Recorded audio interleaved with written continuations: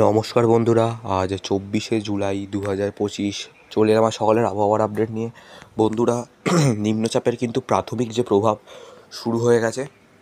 আমাদের দক্ষিণবঙ্গে কিন্তু বৃষ্টি হচ্ছে, যেমন কলকাতা, দক্ষিণ 24 পরগনা, নদিয়া, মুর্শিদাবাদ, এইখানে কিন্তু এখন বৃষ্টি হচ্ছে।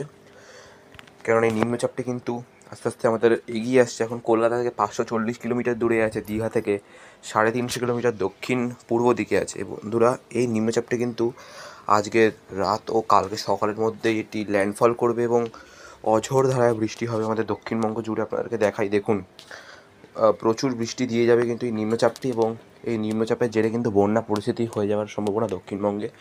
বন্ধুরা, এই ছিল আজ নিম্নচাপের খবর। তাপমাত্রা একটু কমবে, 25 থেকে 27 ডিগ্রি সব যে এলাকায় হবে। আমি আর নাম বলছি না।